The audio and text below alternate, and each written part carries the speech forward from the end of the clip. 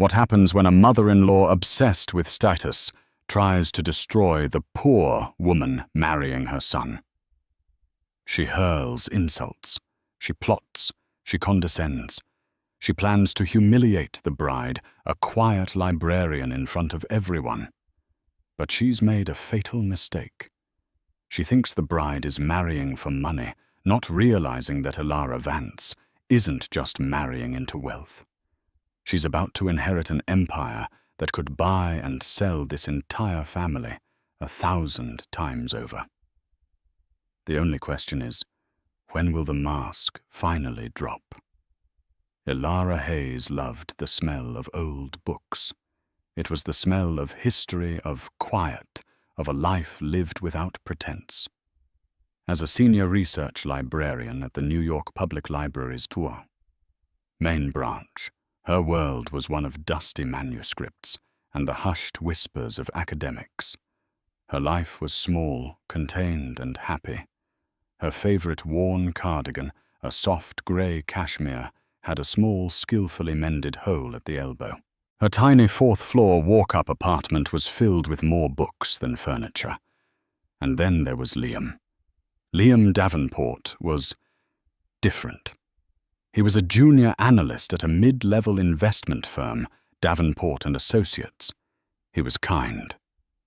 His eyes crinkled when he smiled, and he seemed utterly oblivious to the fact that her shoes were from a thrift store.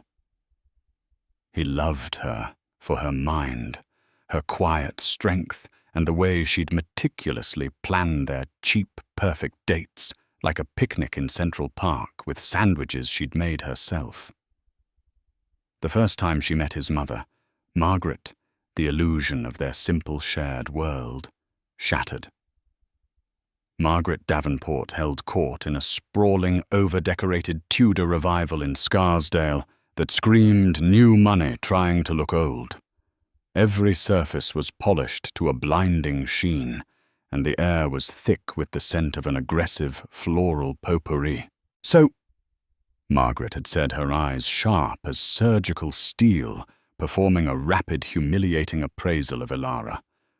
The scan moved from her simple bun to her minimal drugstore makeup, down her J. Crew on sale dress, and landing with disdain on her comfortable, practical flats. "You're the librarian." "It's lovely to meet you, Mrs. Davenport," Elara said, offering a hand. Margaret looked at the hand for a beat too long before taking it, her grip limp and cold. "Liam has told me so much about you." The pause was an insult in itself. "I must say I'm surprised." "Mom," Liam said, a nervous laugh in his voice. "Elara is brilliant. She's the most well-read person I know." "Oh, I'm sure she is," Margaret said, guiding them not to the plush living room, but to a smaller, colder sunroom. "It's a wonderful hobby. Reading.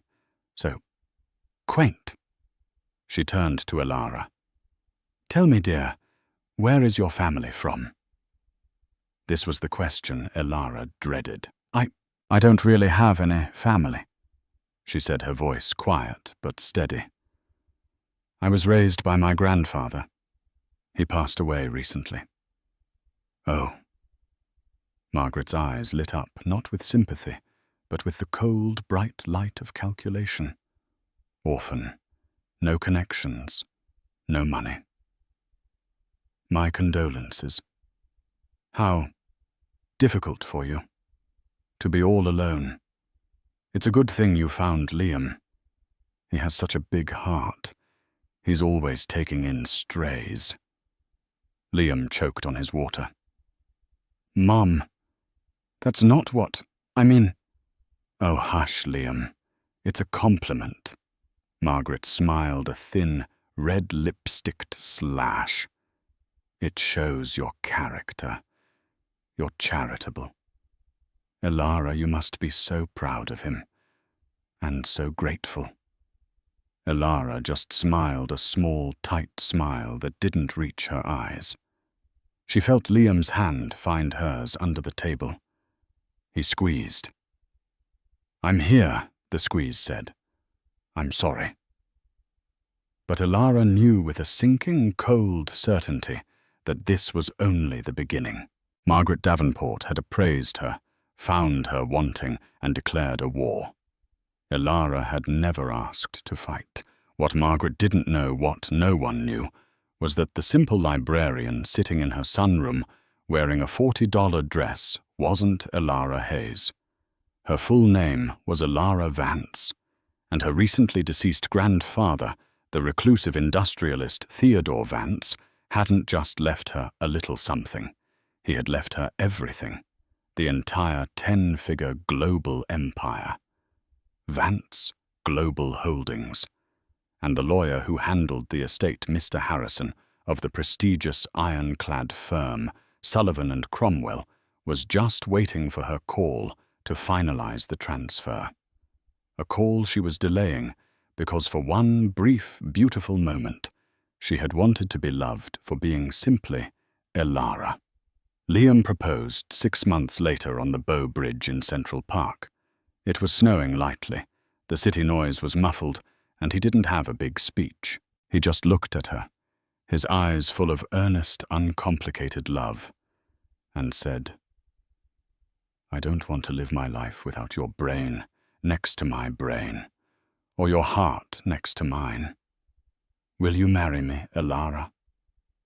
She said yes, crying, and kissed him. The ring was modest, a simple solitaire he'd clearly saved for months to buy. Elara loved it more than she would have loved the Hope diamond. Margaret, upon hearing the news, went silent for a full 30 seconds. Then she let out a sound like a punctured tire. "Well, that's sudden. I suppose congratulations are in order." And then, "We will be hosting an engagement party this Friday at the club." The club was the Oakview Country Club, a place Margaret and her husband Arthur Davenport could just afford the membership for. It was their primary stage for projecting a wealth they didn't quite possess. Arthur's firm, Davenport and Associates, was propped up by a few key clients, and as Elara would later discover, a worrying amount of debt. Elara arrived at the party with Liam wearing the nicest dress she owned, a simple, elegant navy blue sheath. She'd had her hair done a simple chignon. She immediately felt like a sparrow in a flock of peacocks.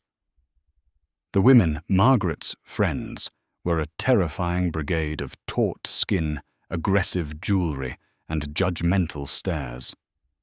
Their names were Brenda and Cynthia, and they descended on Elara like vultures. "So this is the girl," Brenda trilled, her bracelets clacking. "Liam, you didn't tell us she was so natural." "She's a librarian, Brenda," Margaret said, sweeping by with a tray of champagne. "They don't have time for things like highlights."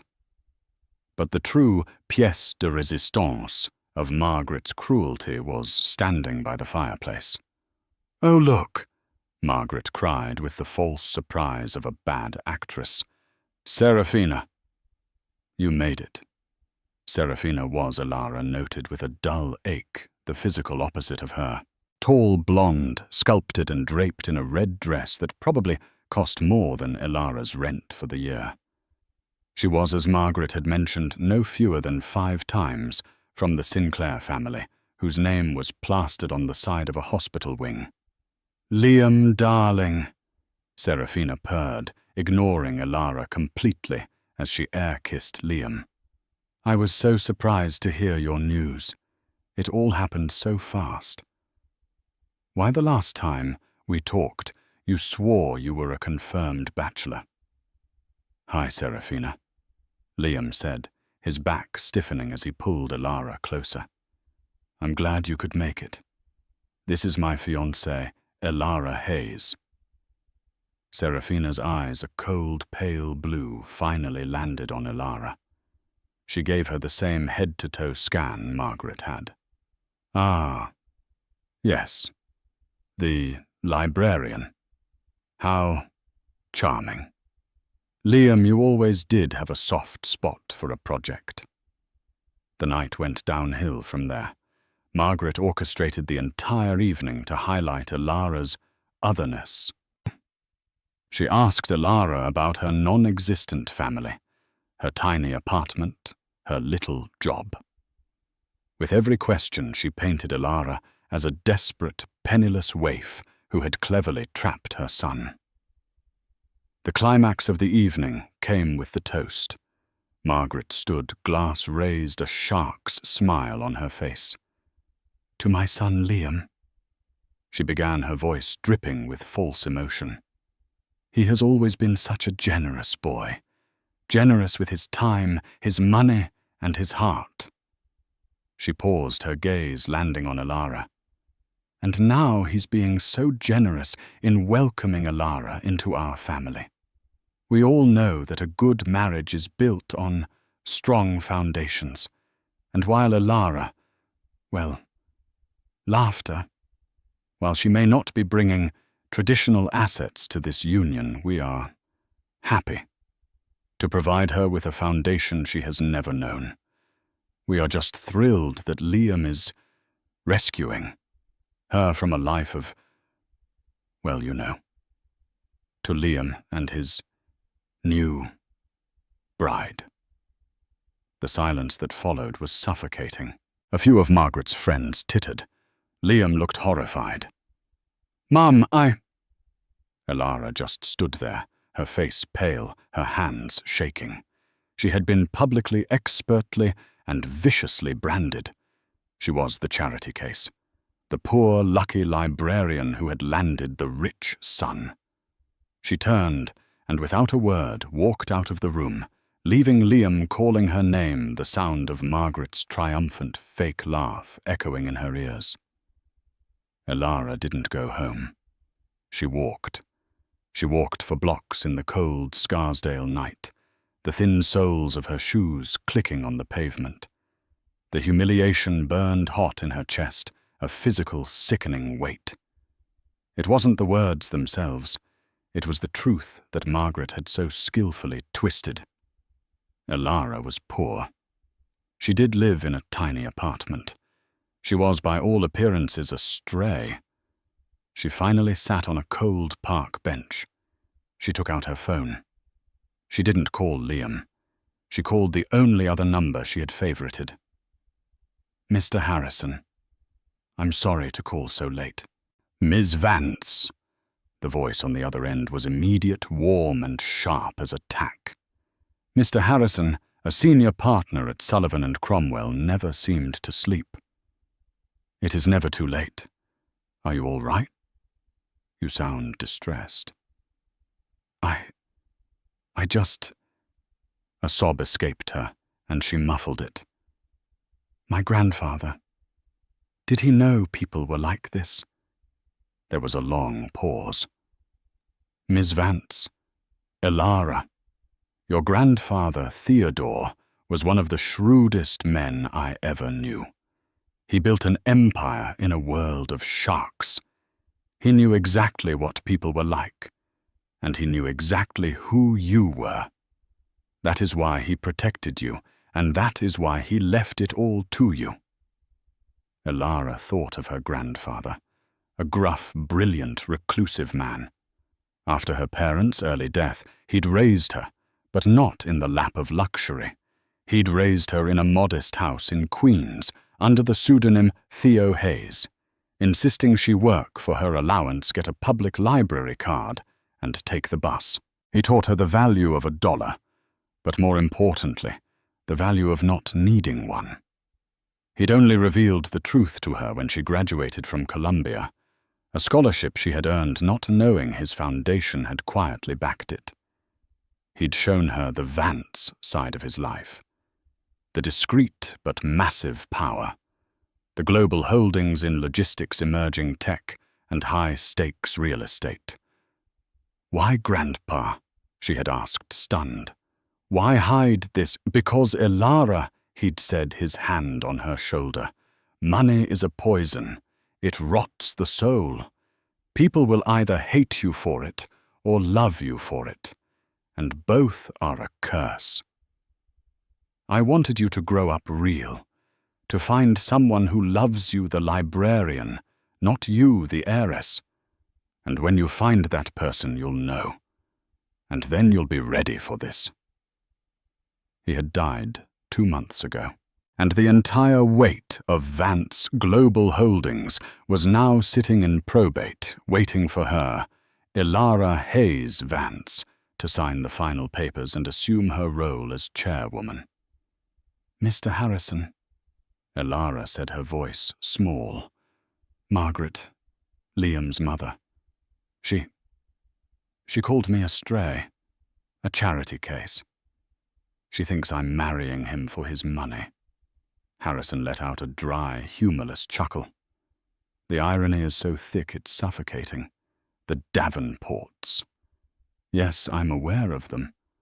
Arthur Davenport's little firm has a, shall we say, aspirational portfolio. "What do you mean?"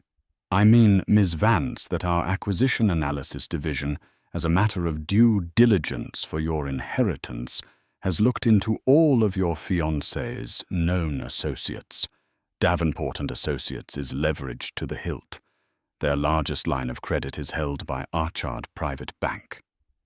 "So," Elara said, rubbing her cold hands together. "So," Harrison said, his voice hardening slightly. "As of 9 a.m. Monday, a subsidiary of Vance Global Holdings, you will be the new majority owner of Archard Private Bank.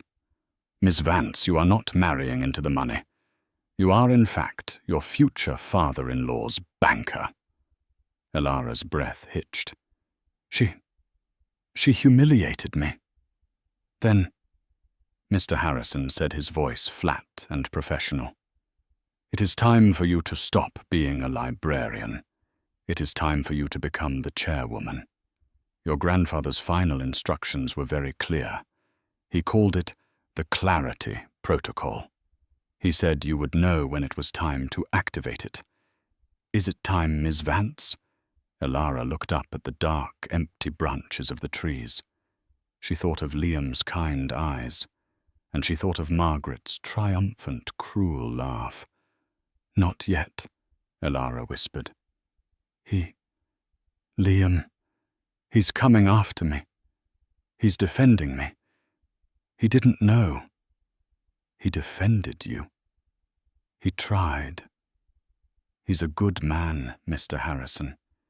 He's just trapped. I need to know. I need to know he loves me. Not the librarian, not the heiress. Just me. I need to see him break free on his own. That is a very dangerous, very noble, and very Vance thing to do, Elara. Be careful. These people are not playing. Your grandfather's estate is not a game." "I know," she said, as Liam's car pulled up his headlights, washing over her on the bench. He ran out, not even closing the door. "I have to go. Thank you, Mr. Harrison." "Elara!" Liam yelled, running to her. "Oh my God, I'm so sorry. What she said, it was monstrous. I've never—" He pulled her into his arms and she buried her face in his coat. He was warm. He was real. "I don't care about the party, Liam," she whispered. "I don't care about her." "I do," he said, his voice fierce, pulling back to look at her. I told her if she ever speaks to you like that again, we're done. You and me. We can elope. We don't need them." Elara looked at his face, so full of love and genuine anger on her behalf. He is a good man, she thought, the warmth returning to her heart. Not yet, Mr. Harrison. He's worth the wait. The next 2 months were a cold war. Margaret, having been severely reprimanded by a terrified Liam and a pragmatic Arthur, who likely knew his son was marrying up, just not in the way he thought, retreated into a state of passive-aggressive martyrdom. She'd agreed to help with the wedding, which translated to hijacking every decision and turning it into a referendum on Ilara's background. A cash bar. Margaret had gasped, fanning herself when Ilara suggested a simple reception. "Ilara, dear, we are Davenports. We do not ask our guests to pay for their drinks. It's tacky. It's common. I just thought since we're paying for our half." "Oh, your half?" Margaret had sighed as if Ilara had suggested they hold the reception in a back alley. "Darling, Liam's half is by default our half, and we will not be serving kegs." The true battlefront, however, was the dress. Ilara had a simple request. She wanted to wear her mother's wedding dress. It was a simple vintage lace gown, timeless and beautiful. It just needed a few minor alterations. Margaret would not have it. "It's lovely, dear," she'd said, eyeing the dress at the seamstress's shop as if it were a dish rag. "But it's old and, well, a bit yellowed. Don't you want something new, something white?" "I like it," Ilara said firmly. "It's my mother's." "Yes," Margaret said, a fake, pitying tone entering her voice. "But you're a Davenport now, Ilara, or you will be, and the Davenports have a standard to maintain. People will be looking." Margaret, in a move of stunning aggression, scheduled an appointment at the Vera Wang flagship on Madison Avenue, just to look dear. Ilara went sensing the trap. Liam and Margaret were ushered into a private, plush viewing room. A smiling consultant brought out dress after dress, each one a froth of tulle and silk, each one costing more than Ilara's annual salary. "Now this," Margaret breathed as a model emerged in a gown that was more architecture than dress, "is a wedding. This is a statement." "It's beautiful," Ilara said honestly. "But it's not me, and it's 18,000. Price is just a number, darling." Margaret waved her hand. "When you're talking about the most important day of your life, it shows investment." Liam, sensing Ilara's discomfort, stepped in. "Mom, it's beautiful, but Ilara gets to choose her own dress. If she wants to wear her mother's, she will." Margaret's face tightened. The consultant, sensing the tension, quickly said, "Of course, perhaps something more classic." Ilara was saved by her phone buzzing, an urgent text from the library. She excused herself, stepping into the hallway. It was Mr. Harrison. Text meeting moved up. "Board of Archard Bank requests your presence. Tomorrow, 10 a.m., your first act as owner." Ilara's stomach flipped. This was real. Text can't. Wedding rehearsal. Text reschedule the rehearsal. This is a $400 million debt portfolio. They need to see the new chairwoman. Your car will be at your apartment at 9 a.m. Wear a suit. Ilara returned to the dress room, her mind miles away, her spine several inches straighter. Margaret was holding up a tiny, crystal-encrusted bodice. "Ilara, we thought this one was a perfect compromise." "No," Ilara said. The room went silent. "No," Margaret repeated, her voice dangerously sweet. "No, that's not my dress," Ilara said, her voice clear and strong. It was the first time she'd used the chairwoman voice. "My dress is at the seamstress. I am wearing my mother's dress. Thank you for your time." She looked at Liam. "I have to go. I'll see you at dinner." She walked out of Vera Wang, leaving Liam, Margaret, and a very confused consultant in her wake. Margaret was apoplectic. "What is with her?" she hissed at Liam. "Who does she think she is? Walking out like that. She's getting a little too big for her second-hand britches, Mum." Liam warned, his face dark. "I'm serious, Liam. This is what happens. You give them a taste of our life, and they get demanding. They think they're entitled. She's ungrateful. After all we're doing for her." "All you're doing," Liam snapped, "is trying to steamroll her. You're trying to turn her into you, and I'm not marrying you, Mum. I'm marrying her. It's her dress. It's her wedding. End of story." Liam stormed out, leaving Margaret alone in the room of white dresses, her face a mask of incandescent fury. The war was no longer cold. The night of the rehearsal dinner, the air at the Oakview Country Club was so thick with tension you could have cut it with one of the club's non-steak knives. Elara was wearing her mother's dress, now perfectly tailored. She looked radiant, and she knew it. Liam hadn't left her side, his hand a warm, constant presence on her back. Arthur Davenport looked nervous, constantly checking his phone and avoiding his wife's gaze. And Margaret was smiling. It was a new smile.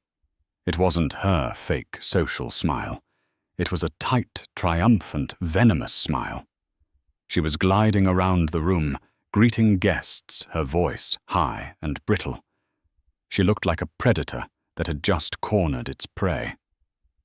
"She's up to something," Elara murmured to Liam as Margaret tapped a fork against her champagne glass for yet another toast. "Let's just get through this," Liam murmured back. "Tomorrow we're married. Then we go to Hawaii, and I'm turning my phone off for 2 weeks. Everyone," Margaret trilled her voice, silencing the room. "Thank you all for coming. We are so excited for tomorrow. It's a merger of families, and as we all know, a good merger requires paperwork." A few people chuckled, confused. Arthur suddenly looked like he was going to be sick. "Arthur, darling," Margaret said, snapping her fingers. Arthur, his face ashen, stood and walked to the head table. He was holding a thick, blue, leather-bound document. He placed it in front of Elara with a trembling hand. "Mum, what is this?" Liam said, his voice dropping. "Just a formality, darling," Margaret said, her smile widening. "A prenuptial agreement. You know, just to protect the family. To make sure everyone's intentions are clear." Elara looked down. On the cover, in gold-embossed letters, it read, "Domestic Agreement, Davenport and Hayes." Liam's face went from confused to pale to a deep, blotchy red. "You didn't," he whispered, his voice shaking with rage. "Liam, it's standard practice," Margaret said, her voice turning sharp. "Seraphina's family had one all the Sinclair girls did. It just keeps things clean. Right, Arthur?" Arthur wouldn't meet his son's eyes. Elara, her hands perfectly steady, opened the document. Her eyes, trained from years of research, scanned the pages. She saw the clauses. Clause 4A. The wife, Elara. Hayes agrees that all assets, properties, and holdings of the husband, Liam Davenport, and of the husband's family, hereafter, the Davenport estate shall remain the sole and separate property of said estate in perpetuity, Clause 7C. In the event of marital dissolution, the wife shall be entitled to a one-time lump sum payment of $10,000 for each full year of marriage, capped at a maximum of $50,000. Clause 9B. The wife agrees in the event of dissolution to vacate any shared properties within 30 days and to make no further claim, public or private, upon the Davenport name or assets. It was a public, legal, and utterly devastating final insult. Margaret had in front of everyone put a price tag on her. $50,000. Elara looked up, her face blank. She met Margaret's victorious, glittering eyes. "Mum," Liam said. His voice was deathly quiet. Every person in the room was frozen. "You did this. You went to a lawyer. You typed this up. You planned to do this. Here. Tonight." "Liam, it's just business. You," Liam said, his voice rising, "are the most vile, toxic, manipulative." He was shaking. He looked at Elara, whose face was a mask of cold stone. "Elara," he said, don't sign it." "Oh, she'll sign it." Margaret sneered, her composure cracking. "She knows what side her bread is buttered on. She's not going to walk away from this." She gestured around the tacky room. "Over a little paperwork. She's a smart girl. She knows a good deal when she sees one. She's trading. Nothing. For everything." That was it. That was the moment, the final fatal error. Liam looked at his mother, and it was as if he was seeing her for the first time. The scales didn't just fall from his eyes, they shattered. He saw the cruelty, the obsession, the emptiness. He saw that she wasn't protecting him. She was using him. He picked up the heavy leather-bound document. "Liam, don't you dare!" He ripped it in half. Then he ripped the halves in half. The sound of tearing paper was the only sound in the room. He threw the pieces on the floor at his mother's feet. "You're done," he said to her, his voice low and vibrating with a finality that chilled the room. "You have been a poison in my life for years, and I let you. I let you hurt the only person I have ever truly loved, because I was weak, and because I was your son." He turned to the room. "The wedding is off." Elara's head snapped up. "No." "No, wait," Margaret said, her face draining of all color. "This was not part of the plan. Liam, don't be dramatic." "The reception is off," Liam corrected, his voice like ice. "The party at this club is off. My life with you is off." He turned to Elara. "Elara, I love you. I am so sorry. I will spend the rest of my life making this up to you. But we are not getting married here. And she, he pointed at his mother, is not coming. You're not invited." He took Elara's hand. "Let's go." "You'll be back," Margaret shrieked, her voice cracking the mask of the society matron gone, revealing the terrified, ugly woman beneath. "You'll crawl back. When she's bled you dry, you'll be back. She's a leech. Liam A. Gold. Digging. Leech." Liam and Elara didn't look back. They walked out of the room, leaving Margaret standing alone in a sea of torn paper and stunned silence. They were in Liam's car, parked in the club's lot. Liam's head was on the steering wheel. He was sobbing. Not loud, dramatic sobs, but the quiet, racking sobs of a man whose world had just been irrevocably broken. Elara, her own heart aching, just put her hand on his back. "I'm sorry," he choked out. "Elara, I'm so sorry. I can't even—" "Liam," she said, her voice soft. "Look at me." He lifted his head. His eyes were red, his face a mess. "I've ruined everything. Our wedding." "You didn't ruin anything," she said, taking his face in her hands. You saved it. You saved us. What you just did. That was the bravest, most wonderful thing I have ever seen." "But the wedding, all our guests."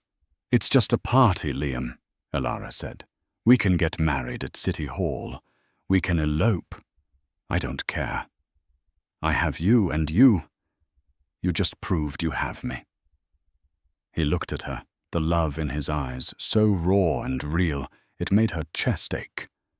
"I love you, Elara Hayes, more than anything. I don't care if we're poor. I don't care if we live in your tiny apartment forever. I just want you." This was it.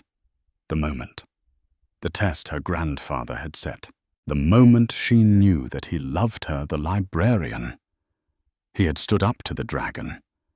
He had chosen her, even when he thought she had nothing. "I love you, Liam Davenport," she said, and kissed him. "But we're not going to City Hall." She pulled out her phone. "Who are you calling?" "A friend," she said, her thumb hovering over the contact. "A wedding planner of sorts. Liam, do you trust me?" "With my life," he said without hesitation. She smiled a true, brilliant smile. "Good, because our wedding is still on for tomorrow. It's just had a significant venue change and a guest list update." She pressed the call button. "Mr. Harrison," she said, her voice dropping into a register Liam had never heard before. It was crisp, clear, and brimming with absolute authority. "It's Elara." She paused, listening. "Yes, he did. He's a good man." Another pause. "Yes," she said, her eyes glittering in the dark. "It's time. Activate the Clarity Protocol. Full press. I want the Wall Street Journal, the Financial Times, Bloomberg, everyone. And I want the board of Archard Bank. Tomorrow, 10 a.m., the St. Regis Astor Ballroom." Liam was staring at her, his mouth open. "Elara." "What?" She held up a finger, still listening to Harrison. "Yes. Send the jet for the Paris partners. I want them here. And Harrison." "Yes," she said, a small, dangerous smile playing on her lips. "Send an invitation to Margaret and Arthur Davenport. Use my full name. I want to make sure they're there." She hung up. She turned to a completely bewildered Liam. "Elara? Hayes? What is going on? Who is Mr. Harrison? What's the St. Regis? What is Archard Bank?" "Archard Bank," Elara said, taking his hand, "is the bank that holds your father's debt. And Mr. Harrison is my family's lawyer. And my name isn't Elara Hayes." She took a deep breath. "It's Elara Vance. My grandfather was Theodore Vance. And well, Liam, I'm the new chairwoman of Vance Global Holdings." The Astor Ballroom at the St. Regis was not a room. It was a statement. Gilt-encrusted ceilings, antique crystal chandeliers, and walls draped in silk. It was a place designed for the declaration of dynasties and the ruin of empires. And it was into this hallowed hall that Margaret and Arthur Davenport walked, or rather were herded, at 9:45 a.m. Their morning had been a blur of pure, unadulterated panic. The 6 a.m. hand-delivered embossed invitation had been the first shock. "Elara Vance, chairwoman, Vance Global Holdings," it read, "requests your presence." "It's a typo." Margaret had insisted, her hands shaking, her voice high and brittle. "She's a Hayes. It's a pathetic little con. She's trying to extort us. She's angry about the prenup. Arthur, however, had gone silent. He had spent the last 3 hours on his laptop, his face growing progressively paler, his breathing more shallow. He had Googled Theodore Vance. He had Googled Vance Global Holdings. He had seen the obituaries, the reclusive billionaire, the mentions of a single unknown heir. And in a final frantic search that had him clutching his chest, he had Googled the new majority stakeholder of Archard Private Bank, the very institution that held the notes on his entire life. "Arthur," Margaret had shrieked, yanking on her garish peach-coloured mother-of-the-groom dress. "What is it? What aren't you telling me? Where is Liam? He won't answer his phone.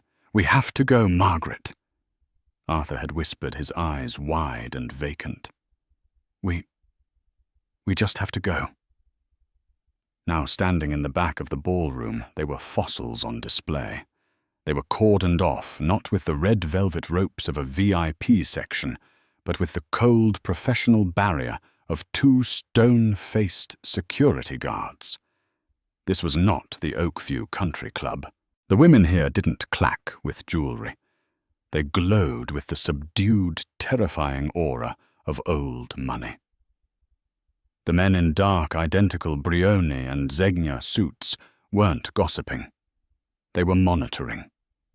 The air was electric with the low, expectant hum of real power. Journalists from the Wall Street Journal, Bloomberg and the Financial Times lined the aisles, their faces grim, their recorders already on. A dozen bankers, vice presidents from J.P. Morgan, Goldman Sachs, and their terrified rivals at Archard huddled near the front, all whispering the same 2 questions. Who is she? And what does she want? Margaret, still in denial, scanned the room with a sneer. It's all so impersonal, she hissed to Arthur. So cold. No wonder she has no friends. Margaret, be quiet, Arthur pleaded, wiping a sheen of sweat from his upper lip. Just, please, be quiet. At 10 a.m. on the dot, the side doors opened, and Mr. Harrison walked to the podium. He was not the warm, reassuring lawyer from the phone. He was an executioner in a $10,000 suit. Ladies and gentlemen, his voice boomed, sharp and definitive. Thank you for coming on such short notice. We are at a pivotal moment. The estate of Theodore Vance, founder and guiding genius of Vance Global Holdings, has, as of 8 a.m. this morning, officially cleared probate. A wave of murmurs and the rapid clicking of keyboards filled the room. As per the final incontrovertible will of Mr. Vance, his entire estate, his holdings, and his full controlling interest in Vance Global and its subsidiaries have passed to his sole heir. For the past several years, this heir has been operating under a directive of anonymity, a personal request from Mr. Vance himself to study the world from a different vantage point. Harrison allowed himself a small, dry smile. That directive has now expired. It is my profound personal and professional honor to introduce to you the new undisputed chairwoman of the board of Vance Global Holdings, Ms. Elara Vance. The main doors at the back of the ballroom swung open, and Elara walked in. It was, Margaret thought, as if a bomb had gone off. The light in the room seemed to change, bending toward the woman who had just entered. 100 camera flashes ignited at once, a rolling thunder of strobes that illuminated her path. This was not Elara Hayes. This was not the quiet, mousy librarian in the mended grey cardigan. This was not the girl who blushed and looked at her second-hand shoes. This was a queen. She was wearing a custom-tailored cream-coloured silk wool suit by Armani Privé. It was not a dress. It was armour. Her hair, which she'd always worn in a soft, messy bun, was pulled back into a sleek, severe chignon that exposed the elegant line of her throat and the sharp, intelligent planes of her face. She wore no jewelry, save for a pair of simple diamond studs and a slim gold Cartier tank watch on her left wrist. Her walk was the most terrifying part. She didn't scurry. She didn't hurry. She strode. Her heels clicked on the marble floor with a slow, deliberate, metronomic rhythm, a countdown. Her eyes, which Margaret had always dismissed as mousy, were now cool, appraising, and utterly terrifyingly calm. They were the eyes of her grandfather, and beside her, walking in step, his face a mask of awe, terror, and incandescent pride, was Liam. He too was transformed. Gone was the rumpled J. Crew analyst. In his place was a man in a perfectly tailored midnight blue Tom Ford suit, a welcome gift from Mr. Harrison's team that had been waiting in the hotel suite they had decamped to after the disastrous rehearsal. He looked, Margaret realized with a sickening lurch, like he belonged with this creature. His hand was not on Elara's back in a gesture of protection. His hand was in hers, and she was leading him. "No," Margaret whispered, her manicured nails digging into Arthur's arm. "No, it's a trick. It's a costume. It's... Arthur, what is this?" Arthur just moaned a low, defeated sound.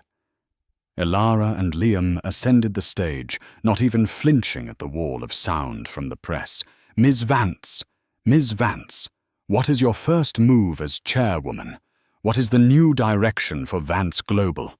Is the Archard acquisition hostile? What are your intentions?" Elara walked to the podium. She didn't tap the microphone. She simply stood before it. And the room fell silent. The chaos ceased. The shouting died. Every eye was on her. She took a breath. When she spoke, her voice was not the quiet librarian's murmur. It was a clear, crisp, and cultured alto, amplified by the speakers filling every corner of the vast ballroom. "Good morning," she said. "I am Elara Vance." She paused, letting the simple 5-word statement land with the force of a gavel. In the front row, the Bloomberg reporter's jaw was slack. "For the past 4 years, I have lived a life of deliberate anonymity. It was a project, if you will, designed by my grandfather, Theodore. He believed, and I have come to agree, that to truly understand the value of an empire, you must first understand the value of a life lived without one." Her eyes scanned the crowd moving past the bankers, past the press, until they found and locked with Margaret's. "He wanted me to learn the world, not from a boardroom, but from the ground. I have worked. I have paid rent on a 4th-floor walk-up. I have taken the subway. I have mended my own clothes. And I have listened. I have listened to people in all walks of life. And I have learned." Her gaze hardened just a fraction. "I have learned that so much of what the world calls business is just noise. It is ego. It is projection. It is fragile people building fragile hollow houses of cards, all to impress other fragile hollow people." Arthur Davenport audibly gasped, as if she had just struck him. "My grandfather," Elara continued, her voice gaining strength, "built an empire on bedrock, on logistics, on tangible assets, on patents, on reality. As of 8 a.m. this morning, that empire is mine. And my leadership will reflect that philosophy. We will be investing in reality, in strength, in substance, and in accountability." She turned her head slightly. "Which brings us to our first order of business." She nodded to Mr. Harrison, who stepped forward holding a single slim file. "Thank you, Ms. Vance. As the new and sole majority owners of Archard Private Bank, we have spent the pre-dawn hours conducting a full audit of the bank's more troubled commercial loan portfolios. Mr. Harrison put on a pair of silver-rimmed reading glasses, a purely theatrical gesture. It has come to our immediate attention that one firm in particular has been derelict in its fiduciary responsibilities. That firm is Davenport and Associates, Mr. Arthur Davenport, proprietor. It was as if a vacuum had sucked all the air from the room.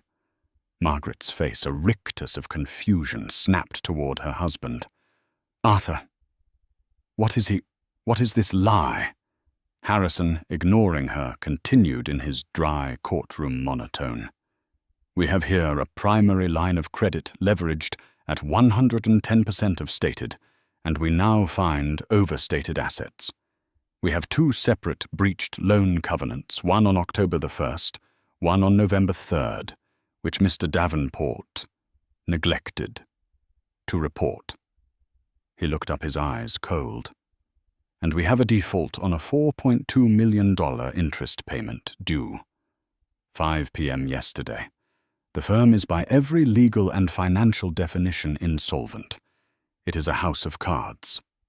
This time Margaret screamed. It was not a shriek. It was a raw, primal, animalistic scream of pure, undiluted rage and confusion. "No, you're lying!" she shrieked, finally breaking free of Arthur's grasp and stumbling past the now useless security rope. She staggered into the aisle, her peach dress a grotesque splash of color in the sea of dark suits. You did this." She pointed a shaking, red-nailed finger at Elara. "You tramp, you librarian, you're nothing, you're a con artist. Arthur, tell them she's a leech. She seduced my son, she planned this. She's a gold-digging, horrible." The word died in her throat.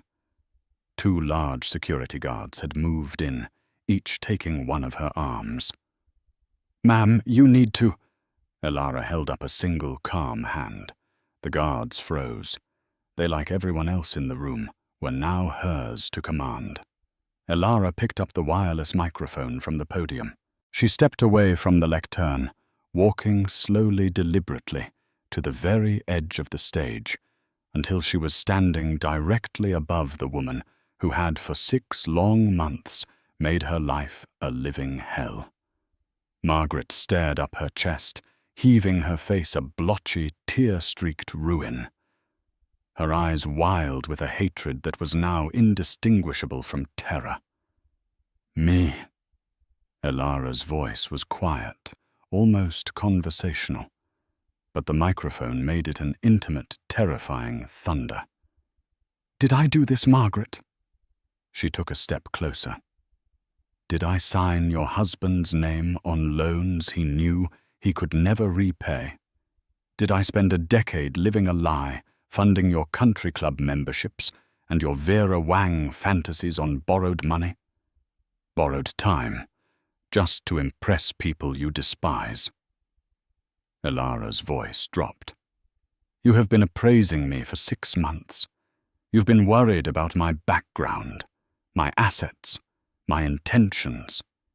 You, who live in a house of lies. You, who are and have always been a charity case." Margaret gasped a ragged, wet sound, as if she'd been physically struck. Elara had just used her own venomous words against her. "You were right about one thing, Margaret," Elara continued, her voice now cold and final. "A good merger does require paperwork. It requires clarity. As of this moment, the debt on your firm is called. The debt on your home is called. Vance Global is foreclosing. As of now. No. My house," Margaret whispered, her fight gone, replaced by a horrifying, hollow void. My Everything. You can't. I can, Elara said simply. But I'm a generous person. She looked back at Liam, and her face softened just for a second. Liam gets that from me, I think. And I don't want to leave you with nothing. That would be tacky. It would be common. She walked back to the podium past the stunned, silent Liam. She reached into her suit jacket and pulled out a single folded piece of paper. Not a thick legal document. Just a check. She walked back to the edge of the stage. She did not hand it to Margaret. She handed it to Liam. Liam, his face carved from granite, looked at the check, then at Elara. A flicker of understanding of shared terrible justice passed between them. He nodded once. He walked down the steps. He walked past his father, who was now weeping silently into his hands. He stood in front of his mother. She looked up at him, her eyes pleading the last vestiges of her maternal authority, desperately trying to find purchase. "Liam, baby, please. She's a—" "You're done, Mum," Liam said, his voice flat, dead, and utterly final. He held out the check. Margaret's shaking hands took it. Her eyes blurred with tears and mascara tried to focus. It was a cashier's check, drawn from Archard Private Bank, made out to Margaret Davenport. In the memo line, "In full satisfaction of all claims." And the amount in crisp digital print, $50,000, Margaret's brain stalled. It tried to process the number. $50,000. The exact, insulting, humiliating, devastating sum. The price she had put on Elara. The cap on her worth. It was now being offered as her total, final, and pathetic severance. The irony was so complete, so suffocating, it broke her. Her knees, her spine, her very soul gave way. She didn't faint. She collapsed. A ragged, ugly sob tore from her throat as she crumpled onto the priceless St. Regis carpet, the check fluttering from her limp hand. The room was utterly, profoundly silent. The journalists had forgotten their questions. The bankers had forgotten their stock prices. They had just witnessed a public execution. Elara watched for one long, cold beat. Then she turned. She walked back to Liam, who was already ascending the stairs, and took his hand, pulling him up to her level. She faced the press, her composure perfect. Her voice was clear, all business once more. "Mr. Harrison will handle the details of the Davenport and Associates restructuring. As for me—" She turned and smiled at Liam, a real, warm, brilliant Elara smile, a smile that flooded her face with a light the cameras had missed. "I have a wedding to attend. My real wedding." She looked back at the stunned room. "Thank you, ladies and gentlemen. That will be all." Hand in hand they turned. They didn't run. They walked. They walked off the stage through the side door, where a black Rolls-Royce was waiting, leaving the flashbulbs, the shouting, the financial ruin, and the ruins of Margaret Davenport behind them. In the end, Margaret's cruelty wasn't just a private humiliation. It was a catastrophic business mistake. She tried to insult the poor bride, not knowing she was standing in the way of the one person who held her entire fragile world in her hands. Elara and Liam were married that afternoon, not at the St. Regis, but on the lawn of her grandfather's, now her private estate in the Hamptons. It was small. The only guests were Mr. Harrison and the few old friends who had loved Elara when she was just a poor librarian. As for Margaret, she took the check. She had no choice. She and Arthur disappeared, moving to a small condo in Florida, their names erased from the New York society pages. Elara, as her first act, didn't destroy Davenport and Associates. She restructured it, absorbed its few good employees, and folded its assets into a new ethical division of Vance Global. She didn't just win, she changed the game. Thank you for listening to this story. It just goes to show that you should never ever judge a book by its cover, or a bride by her second-hand shoes. Sometimes the quietest person in the room is the one holding all the cards. If you loved this story of drama twists and sweet, sweet karma, please show your support. It helps us so much. Don't forget to hit that like button. Share this video with someone who needs a good story. And most importantly, subscribe to the channel so you never miss an update. And we want to hear from you. What would you have done if you were Elara? Let us know in the comments below. We read every single one. Thanks for watching, and we'll see you in the next story. Have you ever seen a photo that smells like old money and cold revenge? In 2023, a single image broke the internet. It wasn't a scandal tape or a crime scene. It was Sienna Cross standing on the steps of the Pierre Hotel in New York City. In the background, her boyfriend of 4 years, hedge fund golden boy Julian Banks, is red-faced screaming at a valet. But Sienna. She is looking directly into the paparazzi lens, fixing her diamond earring with a smile that is absolutely terrifying. The press called it the breakup of the year. Julian thought he destroyed her that night. He thought she was finished. But 3 weeks later, the flight logs of a Bombardier Global 7500 revealed the truth. Sienna wasn't crying. She was conquering Europe in a jet owned by a man who makes Julian's bank account look like pocket change. This is the story of the smile that cost $1 billion. The charity gala at the Pierre Hotel was the kind of event where the flower budget alone could feed a small country. It was the annual winter solstice fundraiser, the stomping ground of New York's financial elite. If you weren't wearing at least 5 figures on your wrist, you were invisible. Sienna Cross was never invisible, though she preferred to be. At 28, she was a brilliant, albeit underappreciated art restorer for the Guggenheim. She was the woman who kept the history alive while men like Julian Banks tried to buy it to hang in their boardrooms. Julian was 32, a partner at Aurora Capital, and the poster boy for new money arrogance.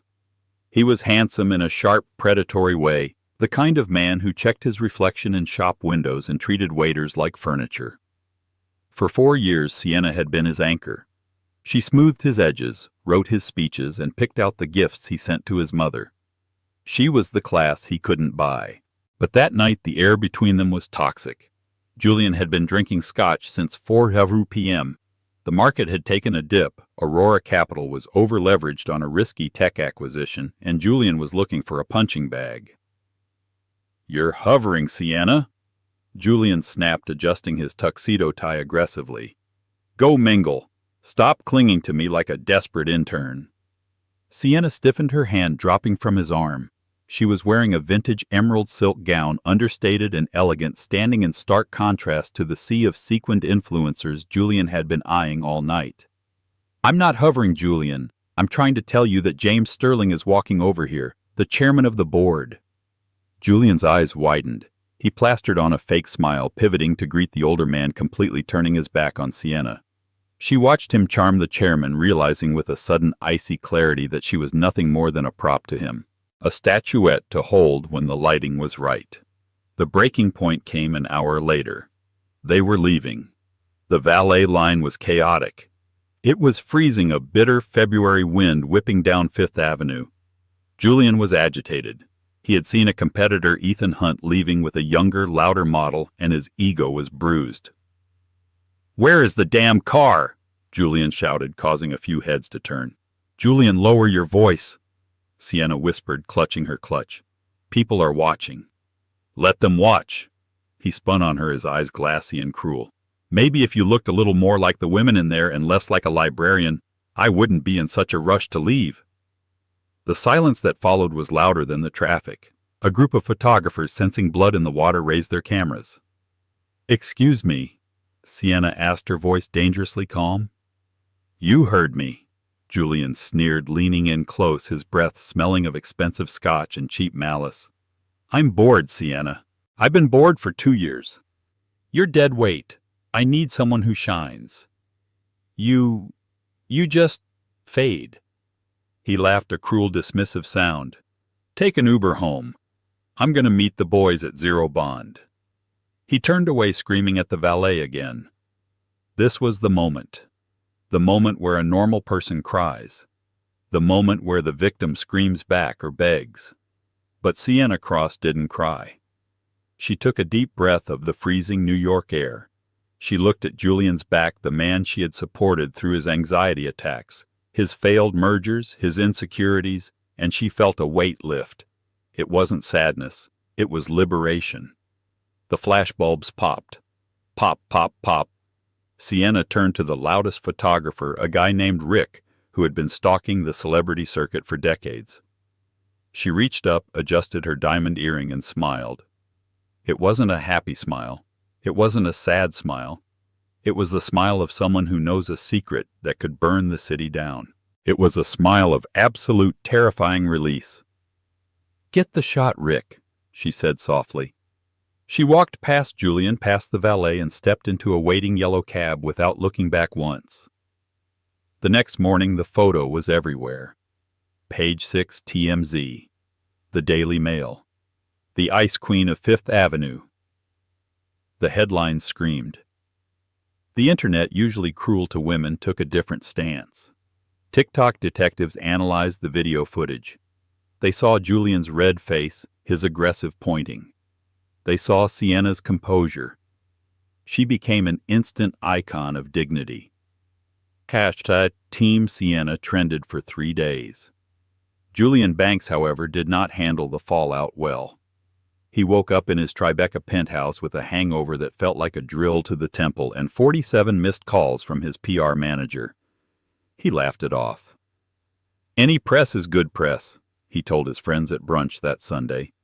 He had already replaced Sienna, or so he thought. He was seen arm in arm with Chloe Vane, a 22-year-old TikTok star with 10 million followers and a penchant for wearing neon pink latex. Julian thought he had upgraded. He wanted shine, and Chloe was radioactive. But something strange happened in the weeks that followed. Sienna vanished. She didn't post on Instagram. She didn't give interviews. She didn't run to the tabloids to sell her side of the story for a quick payout. She simply ceased to exist in the social sphere of New York City. Julian checked her location on their shared Find My Friends app, only to realize she had disabled it 10 minutes after the breakup. He called her apartment landline, disconnected. He sent a drunk text 3 weeks later. "Stop being dramatic. I have your winter coat." It went undelivered. "She's probably crying in her parents' house in Ohio," Julian joked to his colleagues at Aurora Capital. But Julian's life was beginning to fray. The risky tech acquisition he had boasted about was tanking. Investors were getting nervous. He needed a win. He needed to secure a meeting with Titan Holdings, a mysterious European conglomerate looking to invest heavily in American fintech. The CEO of Titan Holdings was a ghost. No one knew who was currently pulling the strings. Only that the family behind it, the Thorne family, had money that dated back to the shipping routes of the 1800s. Julian was stressed. Chloe Vane was exhausting. She demanded he film TikTok dances with her and threw a tantrum when he wouldn't buy her a matching G-Wagon. He started to miss the quiet intelligence of Sienna. He missed how she organized his life. Then, exactly 26 days after the breakup, the internet broke again. A plane spotter account on Twitter, usually dedicated to tracking Elon Musk or Taylor Swift, posted a grainy video from Teterboro Airport, the private jet hub of New Jersey. Tweet: "Just saw the ghost herself. Sienna Cross spotted boarding tail number N1 Thorne at KTB. That's a Global 7500. Anyone know who owns it?"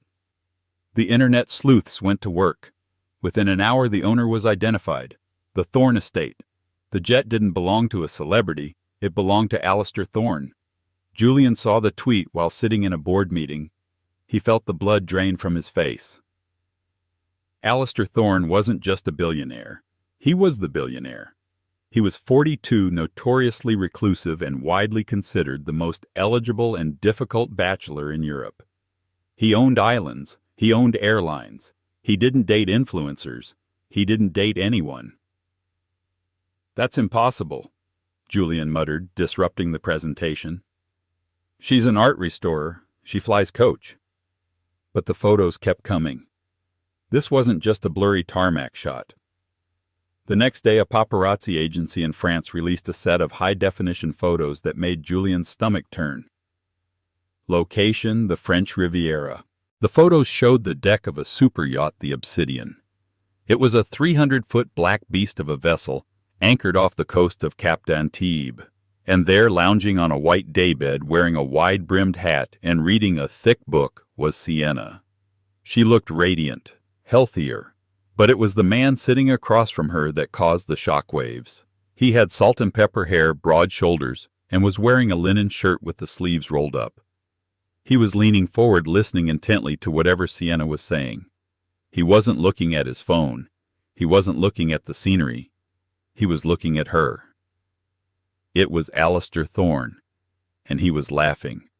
The caption on the Daily Mail read, "The upgrade. Sienna Cross swaps the hedge fund for the empire. Spotted with elusive tycoon Alistair Thorne in the south of France." Julian threw his iPhone across the boardroom. It shattered against the glass wall. Chloe Vane texted him 5 minutes later. "Babe, why is everyone saying your ex is dating Batman?" Julian didn't reply. He was too busy trying to breathe. He had told her she was dead weight. He had told her she faded. And now she was the most talked about woman in the world, sitting on a yacht that cost more than Julian's entire firm. But Julian was arrogant. He convinced himself it was a fling. "She's a rebound," he told himself. "Thorne is just using her. She'll be back begging for me in a month." He was wrong. The tour of Europe was just beginning, and the revenge was about to get much, much more personal. While Julian Banks was busy gluing the pieces of his reputation back together in New York, the Obsidian had weighed anchor and moved south. The paparazzi, hungry for the sequel to the breakup of the year, chartered helicopters just to get a glimpse of the couple. They were spotted in Portofino, then Capri, then Ravello. But the narrative was shifting. At first, the tabloids painted Sienna as a lucky rebound, but as the weeks turned into a month, the photos told a different story. Sienna wasn't just an ornament on Alistair Thorne's arm. In a candid shot taken at a cafe in Positano, Sienna was seen with a pen in hand sketching on a napkin, while Alistair watched her with an expression the world had never seen on his face: total, unadulterated adoration. He wasn't checking his watch. He wasn't barking at assistants. He was captivated. Back in Manhattan, Julian's life was becoming a horror show. His upgrade, Chloe Vane, had become a liability. During a crucial dinner with prospective investors from Dubai, Chloe had live-streamed the appetizers, chewing with her mouth open while asking the investors if they knew any sheiks who wanted to buy her feet pics. Julian ended it that night. He kicked her out of the penthouse. She retaliated by posting a tearful 10-part TikTok series titled "Living with a Narcissist," which garnered 40 million views in 24 hours. Julian's boss, James Sterling, called him into the office the next morning. "You are becoming a circus, Julian," Sterling said, slamming a copy of the New York Post on the mahogany desk. The headline read, "Hedge Fund Heartbreak, Banks Dumped by Influencer, While Ex-Girlfriend Dines with European Royalty." "It's just noise, James," Julian lied, sweating through his shirt. "It'll blow over. The Titan Holdings deal is still my priority. I'm going to close Thorne." Sterling laughed, a dry, rattling sound. "You think Alistair Thorne is going to do business with the man who publicly humiliated the woman currently sharing his bed? You're delusional, Julian. Thorne is protective. He's old school. You insulted his lady." "Sienna isn't his lady," Julian snapped, his ego flaring. "She's a strategy. She's playing a game. I know her. She's doing this to get a rise out of me. I just need to talk to her." "Then fix it," Sterling warned. Because if we lose the Titan liquidity injection, Aurora Capital is insolvent by Christmas. You have 1 week. Julian was desperate. He did the unthinkable. He reached out to his old assistant Sarah, the only person Sienna still occasionally texted. He bribed her with a $10,000 bonus to reveal Sienna's next location. "She's in London," Sarah whispered over the phone, sounding guilty. "There's a private auction at Sotheby's on Friday. The Blue Era collection. Alistair is selling a piece. She'll be there." Julian booked a first-class ticket to Heathrow within the hour. Meanwhile, in a suite at the Connaught in London, Sienna was staring at herself in the mirror. She looked different. The stress lines that had defined her forehead for 4 years were gone.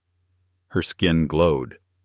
But it wasn't just the spa treatments or the Mediterranean sun. It was the absence of fear. Alistair walked in. He was wearing a tuxedo that fit him like a second skin. He held a velvet box. "You don't have to wear it." Alistair said, his voice a deep rumble that still sent shivers down her spine. "But I saw it in the vault, and it reminded me of your eyes the night we met. Not the sadness, the steel underneath." He opened the box. Inside sat the Star of Ceylon, a 40-carat unheated sapphire surrounded by diamonds. It was a museum piece. It was worth more than Julian's entire apartment complex. "Alistair," Sienna breathed, touching her throat. "This is too much.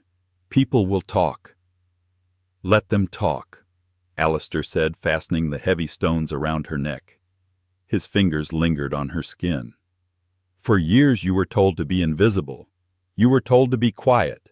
Tonight I want you to be the loudest thing in the room without saying a word." He turned her to face the mirror. "Julian Banks treated you like a housekeeper he could sleep with. Tonight you walk into that auction house as the queen of the board." Sienna looked at her reflection. The sapphire burned blue against her skin. She didn't see the broken girl from the Pierre Hotel anymore. She saw a weapon. "Okay," she whispered, a small, dangerous smile playing on her lips. "Let's go to war." The Sotheby's evening auction was the pinnacle of the London social season. The room was filled with oligarchs, tech tycoons, and old aristocrats. The air smelled of expensive perfume and desperation. Julian Banks stood in the back nursing a glass of champagne he didn't want. He looked tired. The jet lag and the stress were eating him alive. He adjusted his tie, scanning the room. He spotted them instantly. The room seemed to bend around them. The flashbulbs outside had been blinding, but inside the hushed reverence was even more telling. Alistair Thorne walked with a casual dominance, nodding to people but stopping for no one. And on his arm was Sienna. She wore a midnight blue velvet gown that hugged every curve, backless and daring. But it was the sapphire that drew the gasps. The necklace was legendary. It hadn't been seen in public since the 1950s. Julian felt a physical blow to his chest. She looked magnificent, superior. He waited for the right moment. He watched as Alistair stepped away to speak with the auctioneer privately. This was his chance. Julian pushed through the crowd, ignoring the dirty looks from a duchess he bumped into. He cornered Sienna near a display of 17th-century vases. "Sienna," he hissed. She turned slowly. She didn't jump. She didn't look scared.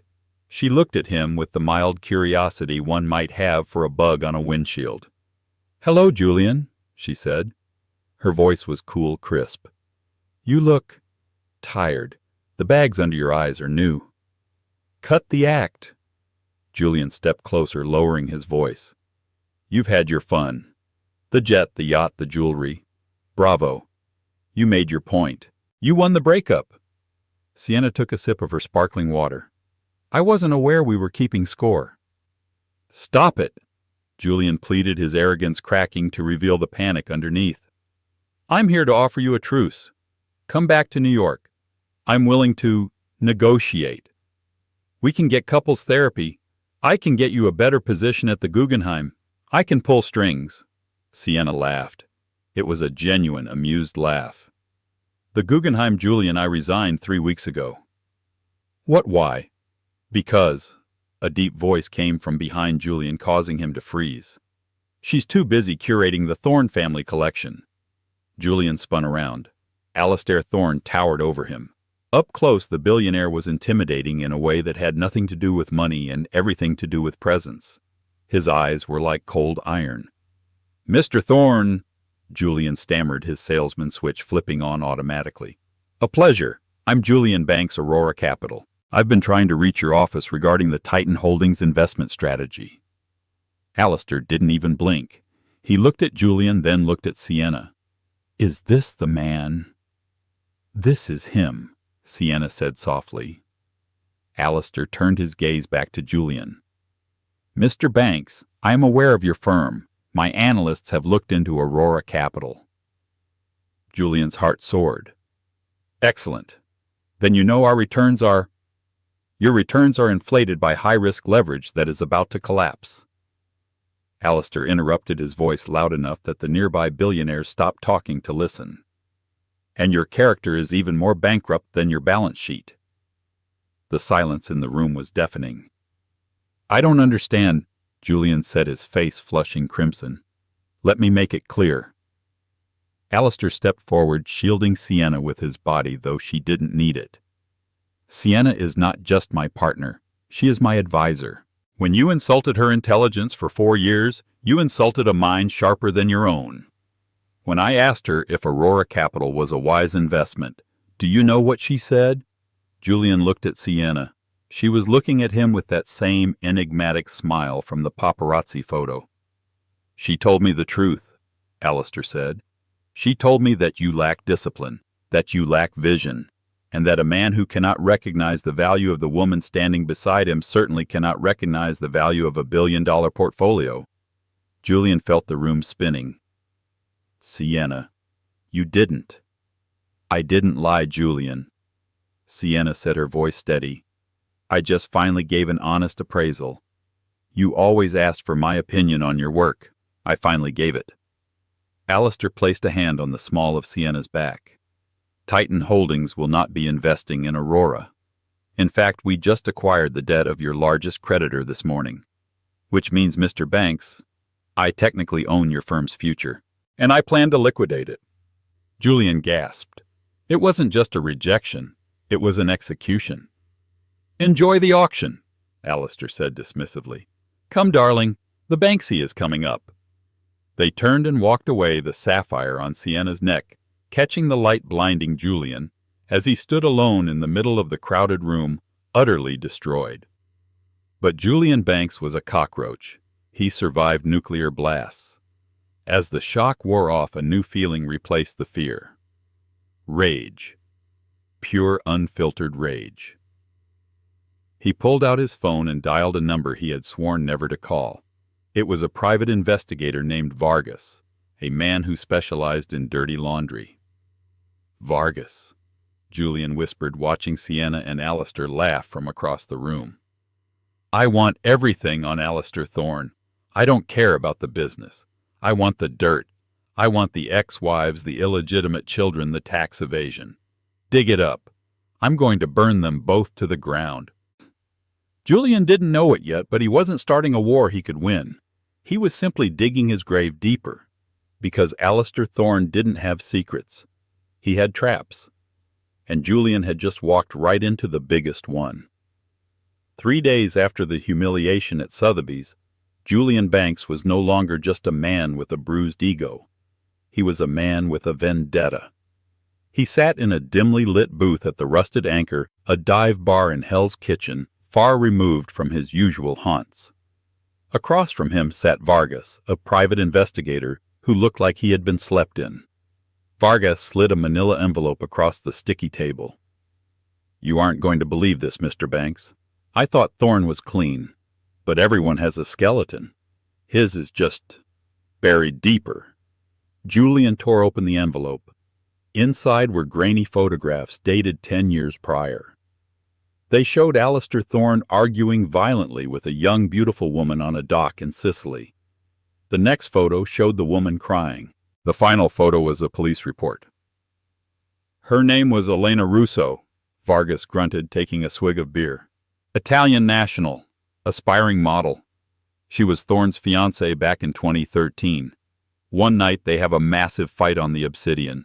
The next morning she's gone, vanished. Thorne told the police she ran away. The case went cold, but the family always claimed he did something to her. Thorne paid millions in settlements to keep it quiet. Julian felt a rush of dopamine. This was it. This was the kill shot. Is she dead? Julian asked, his eyes gleaming. No body was ever found. Vargas shrugged. But you don't pay a family $5 million just because a girl ran away. Julian didn't wait. He didn't verify the facts. He didn't care about the truth. He cared about destruction. He took the file directly to Maxine Sharp, the most ruthless tabloid editor in New York. She ran the Whispers, a digital rag that destroyed careers for sport. Run it, Julian told her over lunch at Le Bernardin. Paint him as a monster, a Bluebeard. Ask the question, is Sienna Cross next? The next morning, the world woke up to a firestorm. The billionaire's dark secret, where is Elena Russo? The headline was everywhere. Twitter exploded. TikTok sleuths dug up old conspiracy theories. The narrative shifted overnight. Alistair Thorne wasn't the romantic hero anymore. He was a powerful man with a dark past, and Sienna was the naive victim walking into a trap. Save Sienna began to trend again, but this time it wasn't empowering. It was fearful. Julian seized the moment. He went on a primetime interview with Diane Sawyer-esque figure, looking somber and heartbroken. I'm not saying he did it, Julian said to the camera, practicing the furrowed brow he had rehearsed in the mirror. I'm just terrified. Sienna is a sweet girl, but she's innocent. She doesn't know the world she's stepped into. I just want her to come home safe. Sienna, if you're watching this, please just call me. The public ate it up. Julian Banks, the reformed ex-boyfriend trying to save his love from a potential murderer. Meanwhile, in a secluded villa in Lake Como, the mood was grave. Sienna threw her phone onto the velvet sofa. He's insane, Alistair. He's actually insane. He's digging up Elena. That was a decade ago. Alistair stood by the window watching the rain fall over the lake. He wasn't angry. He was eerily calm. He is desperate. He struck at the one thing he thought I couldn't defend because I have never spoken about it publicly. We have to issue a statement, Sienna said, pacing. The board at Titan Holdings is panicking. Their stock dropped 4% this morning. People think you killed a woman, Alistair. Alistair turned to her. His face was unreadable, but his eyes were soft when they landed on her. Do you believe I did it? Don't insult me, Sienna snapped, walking over to fix his collar, a habit she hadn't broken. I know who you are, but the world doesn't. Julian is controlling the narrative. We need to stop him. No, Alistair said, taking her hand. We don't stop him. We let him overextend. Napoleon said never interrupt your enemy when he is making a mistake. Julian just bet his entire existence on a lie. We are going to let him think he's winning until the very last second. And then, Sienna asked. Alistair smiled, but it was a wolf's smile. And then we invite him to the slaughter. 2 days later, a press release was issued from Titan Holdings. Mr. Alistair Thorne and Ms. Sienna Cross invite the press and Mr. Julian Banks to the annual Titan Charity Gala at the Metropolitan Museum of Art in New York City. A formal statement regarding the Elena Russo allegations will be made. Julian read the invitation and laughed until he choked. He's surrendering, Julian told his reflection. He's going to try to pay me off or settle. I've won. He had no idea that he wasn't the hunter. He was the bait. The Metropolitan Museum of Art was closed to the public, transformed into a fortress of wealth. The Temple of Dender was lit in soft ambers and golds. The press pit was overflowing. Every major network was there expecting a resignation or a confession. Julian Banks arrived like a conquering king. He wore a velvet tuxedo flanked by security he didn't need but hired for effect. He walked the red carpet, ignoring questions, smirking at the cameras. He spotted his former boss, James Sterling, by the bar. You've got guts showing up here, Julian, Sterling said, refusing to shake Julian's hand. You dragged the Thorne name through the mud. If this goes south, you're finished in this town." "It's already over, James," Julian scoffed, grabbing a martini. "Thorne is terrified. Look at the setup. He's going to announce he's stepping down, and I'll be the guy who took down a giant." The lights dimmed. A hush fell over the massive hall. Sienna and Alistair emerged from the wings. They didn't look like people in the middle of a scandal. They looked like royalty. Sienna wore a dress of silver chainmail that looked like armor. Alistair was stoic. They stepped up to the podium. Alistair adjusted the microphone. "Thank you all for coming," Alistair began, his voice echoing through the temple. "For the past week, a story has been circulating regarding my past. A story peddled by a man who claims to care about the safety of Ms. Cross." Alistair's eyes locked onto Julian in the front row. Julian raised his glass in a mock toast. "Mr. Banks claims I harmed Elena Russo 10 years ago," Alistair continued. "He claims I paid her family to stay silent. He claims she vanished." Alistair paused. The silence was heavy. "The truth is," Alistair said, "Elena did vanish from the public eye. Because she had to." Alistair gestured to the side of the stage. "Please welcome the chairwoman of the Russo Foundation for Human Trafficking Survivors, my sister-in-law, Elena Russo." The crowd gasped.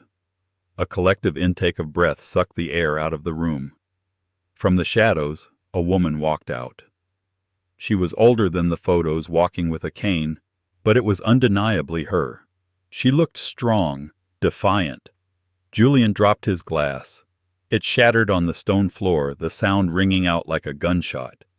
Elena took the microphone. 10 years ago, she said, her voice thick with an Italian accent, "I was targeted by a crime syndicate in Naples because my father refused to pay protection money. They tried to kidnap me. Alistair Thorne didn't hurt me.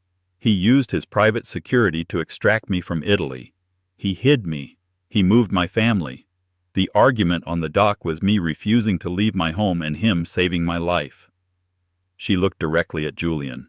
"The money he paid my family wasn't hush money. It was to build a new life in America under assumed names. You, Mr. Banks, just exposed a protected identity and put my family at risk again for 5 minutes of fame." The room turned on Julian instantly. The press turned their cameras away from the stage and pointed them directly at his sweating, pale face. He looked like a rat trapped in a spotlight.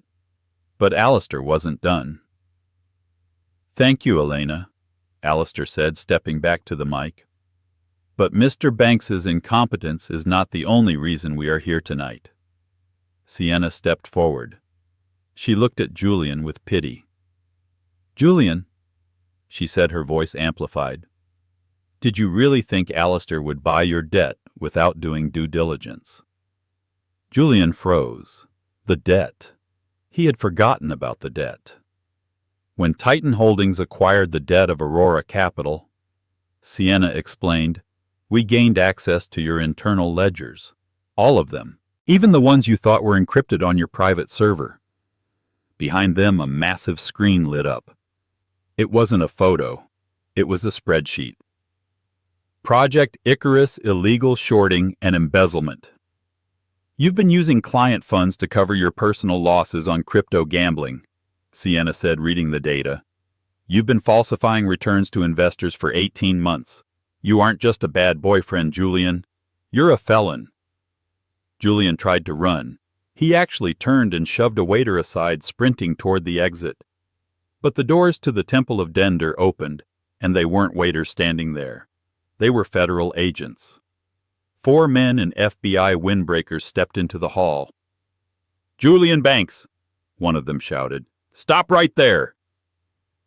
The cameras flashed wildly, a strobe light of Julian's destruction. The man who wanted the spotlight finally had it.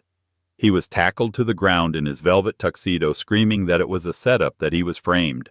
On the stage, Alistair didn't even watch. He turned to Sienna. "You were right," he murmured. The silver dress was a better choice. Sienna watched as her ex-boyfriend was handcuffed and dragged out of the gala he had crashed. She remembered the night at the Pierre, how he had left her on the curb.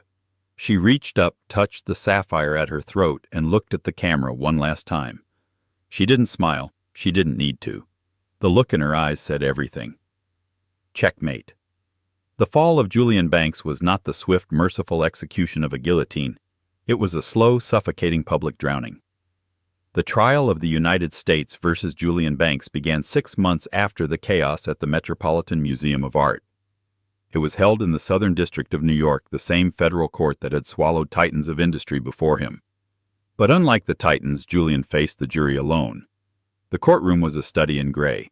The marble floors, the overcast light filtering through the high windows, and the cheap, ill-fitting suit Julian wore provided by his public defender after his assets were frozen, all blended into a monochromatic nightmare.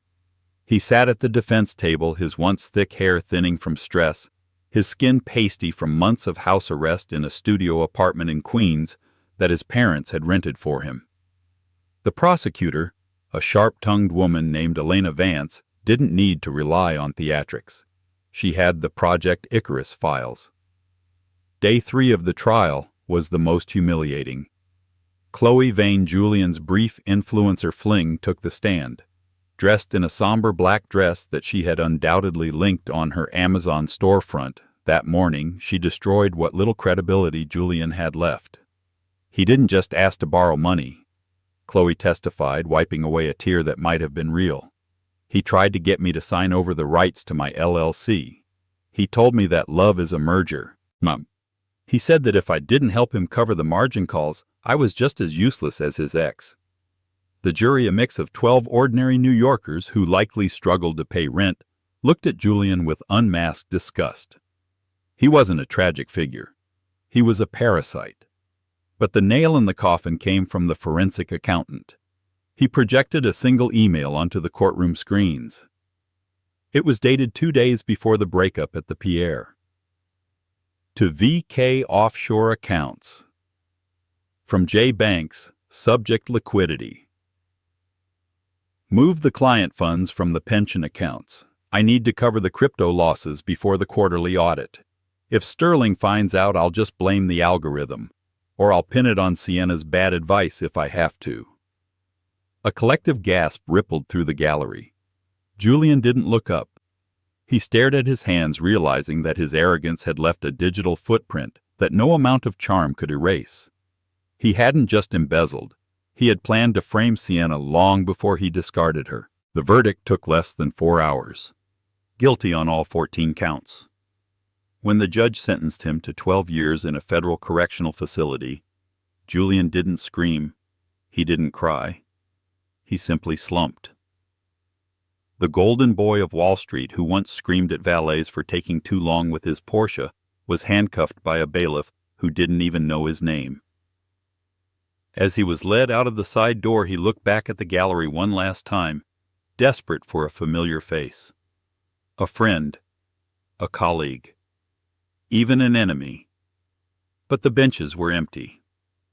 The world had already moved on. While Julian traded his tailored suits for a beige jumpsuit in FCI Otisville, 4,000 miles away, Sienna Cross was standing in a sun-drenched office on the Rue de Rivoli in Paris. She was no longer just the woman in the photo. She was the founder and director of the Cross Restoration Institute, an organization funded by the Thorne estate, but run entirely by her iron will. The office hummed with quiet efficiency. Art historians, chemists, and international lawyers moved through the glass corridors. They weren't there because of who Sienna was dating. They were there because she was brilliant. Sienna stood over a large oak table examining a canvas that had just arrived from a private vault in Geneva. It was a 17th-century Dutch landscape stolen during World War II and missing for 80 years. "The provenance is tricky, Sienna," said Henri, her head of legal, a cynical Frenchman who was rarely impressed. "The collector claims his grandfather bought it fairly in 1946. He's threatening to sue if we publish the recovery." Sienna didn't look up from the microscope she was adjusting. "Let him sue, Henri. I found the original bill of sale in the archives in Amsterdam last week. The painting was looted. His grandfather bought it from a fence." She stood up, smoothing the lapel of her cream-colored blazer. draft the press release, and tell the collector that if he wants a fight, Titan Holdings has a legal team that specializes in protracted attrition. Ask him if he wants to spend his inheritance on lawyers or if he wants a tax write-off for a generous donation to the museum. Henri smiled a rare expression. You are ruthless, Madame Cross. I had a good teacher, she said, a small smile touching her lips. And I learned exactly what happens when you let men take what isn't theirs. Later that evening, Sienna left the Institute. A black sedan was waiting. The driver opened the door, but she paused, looking out at the Tuileries garden across the street. It was raining lightly, the kind of romantic Parisian rain that usually signals the end of a movie. But her life wasn't a movie. It was work. Hard, gratifying work. She slid into the car. Alistair Thorne was in the back seat reading a dossier on renewable energy grids in the Balkans. He closed the file immediately, his attention shifting entirely to her. You look tired, he said, not as a criticism but as an observation of care. The Dutch landscape is secured, she said, leaning her head back against the leather seat. We got it. Alistair reached over and took her hand. His grip was warm, steady. I never doubted you would. Did you eat? I forgot, she admitted. I thought so. He tapped the partition glass. Driver to L'Ambroisie. They didn't go to the trendy clubs where the paparazzi camped out. They went to a quiet 3-Michelin star sanctuary where the staff knew Alistair's name but never spoke it to the press. Over dinner, the subject of Julian finally came up. It had been a taboo topic for months, not because it hurt, but because it was irrelevant. But today the news of his transfer to a maximum security wing had broken. He requested a visitation, Alistair said, cutting his steak with surgical precision. From you. Sienna paused, her glass of Bordeaux halfway to her lips. She set it down slowly. Did he... The lawyers intercepted it? Alistair continued, watching her closely. He claims he wants to apologize. He claims he's found God or clarity or whatever men like him find when they run out of options. Sienna looked out the window at the Seine River glittering in the dark. She thought about the night at the Pierre, the cold wind, the way Julian had looked at her with total contempt, as if she were a stain on his jacket. She thought about the years she spent shrinking herself so he could feel big. No, she said softly. No? Alistair asked. I don't need his apology, Sienna said, turning back to Alistair. Her eyes were clear, devoid of anger. And I don't need to see him. Visiting him would validate him. It would make him the protagonist of the story again. He's not the protagonist, Alistair. He's a footnote. Footnotes don't get visitations. Alistair smiled, and it was a smile of pure, unadulterated respect. A footnote, he repeated. I like that. Winter came to Europe, wrapping the continent in a blanket of white. For the holidays, Alistair insisted on escaping the damp chill of Paris. They took the Global 7500 to a private airstrip in Switzerland, then a helicopter to a chalet in Gstaad that sat so high up the mountain it felt like it was built on a cloud. It was just the two of them. No staff, no security detail inside the house. Just a crackling fire, shelves of books, and the silence of the Alps. On Christmas Eve, the snow was falling in thick, heavy sheets. Sienna was sitting on the rug by the fireplace, wearing one of Alistair's cashmere sweaters that swallowed her frame, reading a biography of Catherine the Great. Alistair came in from the terrace, brushing snow off his shoulders. He carried the scent of pine and cold air. He poured 2 glasses of vintage cognac and sat down next to her on the floor, ignoring the expensive leather armchairs. I've been thinking. Alistair started swirling the amber liquid in his glass. That's usually dangerous. Sienna teased, not looking up from her book. I've been thinking about the concept of value, he said, his voice serious enough that Sienna finally closed the book. In my world, value is calculated. Assets, liabilities, depreciation. It's cold. It's mathematical. He looked at the fire. When I met you, you were being treated like a liability. Julian saw you as a cost center, something that required maintenance but offered no return. Sienna winced slightly. You don't have to remind me. I do, Alistair corrected gently, because he was the worst investor I have ever seen. When I saw you that night at the auction wearing the sapphire, I didn't see a liability. I saw an asset that was undervalued by the entire market. He turned to face her.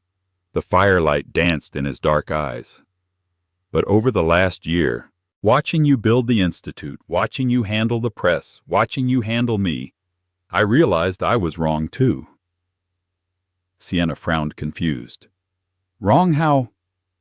You aren't an asset, Sienna, Alistair whispered, reaching into his pocket.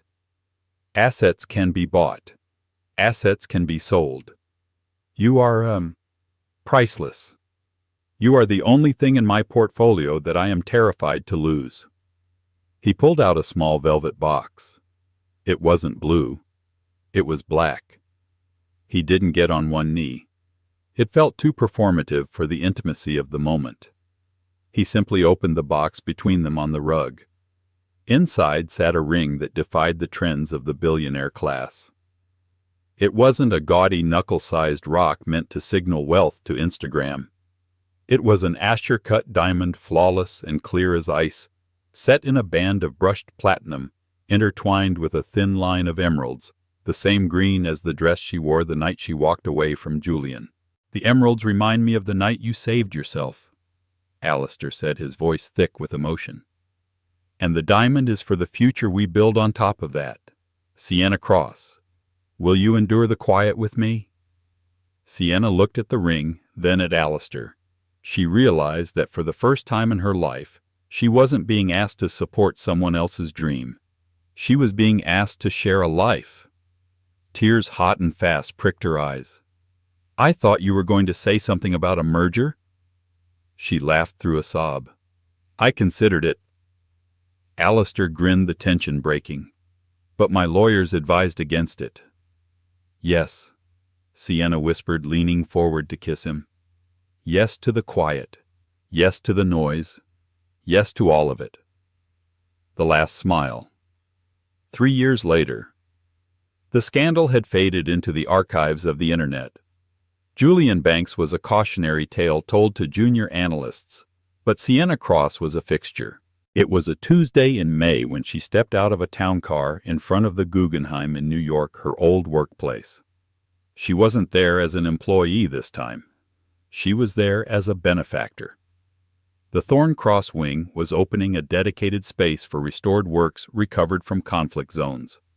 The paparazzi were there, of course. They always were.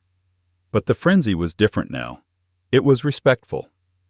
Sienna stepped onto the sidewalk. She wore a white structured suit that looked like it was carved from marble. She looked different. Older, yes, but sharper. The softness of her youth had calcified into a beautiful, unbreakable poise. She wasn't alone. Holding her left hand was Alistair, looking at her with that same adoration he had on the yacht, and holding her right hand was a toddler, a little boy with Alistair's dark eyes and Sienna's determined chin. Sienna, Sienna over here, a photographer shouted. One look. Is it true you're visiting Julian? The question hung in the air, rude and intrusive. The crowd quieted, waiting for a reaction. Waiting for the mask to slip. Sienna stopped. She looked at the photographer. She didn't scowl. She didn't cover her face. She remembered the girl on the steps of the Pierre, shivering in the cold, thinking her life was over. She remembered the jet, the sapphire, the trial, the quiet nights in the Alps. She squeezed Alistair's hand. She squeezed her son's hand. Then she looked directly into the lens of the camera. She smiled. It wasn't the terrified smile of a victim. It wasn't the vengeful smile of a woman scorned. It was the serene, untouchable smile of a woman who had won the only game that mattered. She was happy. She turned and walked up the steps, the doors of the museum opening wide to welcome her home.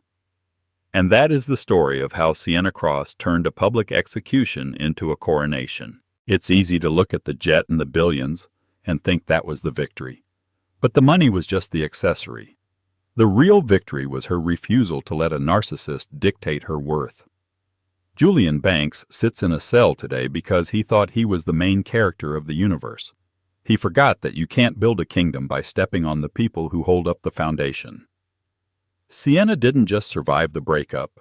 She outgrew the entire world that created it. This story reminds us of one undeniable truth. The best revenge isn't making the other person suffer. The best revenge is becoming so successful, so happy, and so whole that their existence no longer matters to you. So I want to hear from you. Do you think Sienna should have visited Julian in prison to get closure? Or was her silence the ultimate power move? Drop a comment below with your thoughts. I'll be pinning the best debate. If you love this deep dive into the breakup of the century, please hit that like button. It helps the algorithm find more stories like this. Subscribe and turn on the bell notification so you don't miss next week's video, where we uncover the secrets of the Silicon Valley divorce that cost $40 billion.